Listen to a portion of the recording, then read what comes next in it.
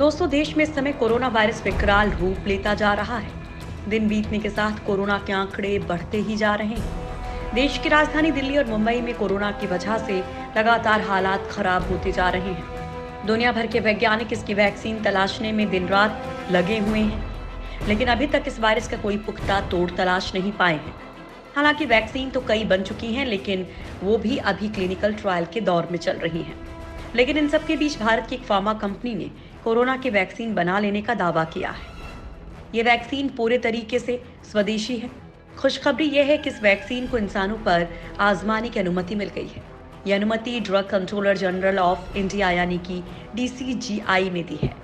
अब जल्द ही इस वैक्सीन का ट्रायल शुरू हो जाएगा और अगर सब कुछ ठीक रहा तो जल्द ही ये वैक्सीन इलाज के लिए बाजारों में मौजूद होगी। इससे दुनिया में भारत की साख तो बढ़ेगी ही, इसके साथ ही कोरोना काल में बर्बाद हुई अर्थव्यवस्था को पंख भी लग सकेंगे। दोस्तों, आज हम आप लोगों को इस वीडियो में इस वैक्सीन के बारे में बताने वाले हैं। कोरोना की पहली देसी वैक्सीन तैयार। कोरोना वायरस के गंभीर संकट के बीच एक अच्छी खबर है कि भारत में कोविड-19 की पहली वैक्सीन तैयार कर ली गई है। इसे भारत बायोटेक ने बनाया है। इस वैक्सीन के ह्यूमन ट्रायल की अनुमति मिल गई है। भारत बायोटेक को यह अनुमति drug controller general of India ने दी है।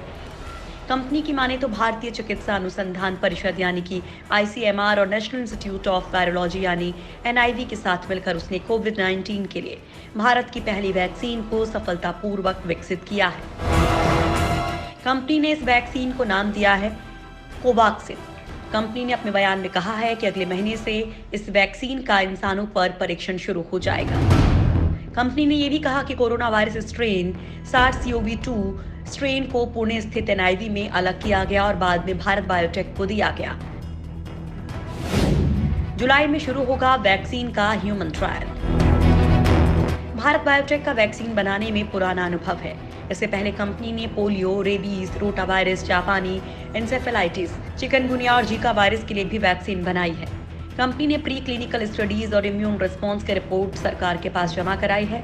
इसके बाद DCGI और स्वास्थ्य मंत्रालय ने ह्यूमन ट्रायल के फेज 1 और फेज 2 की अनुमति दी है।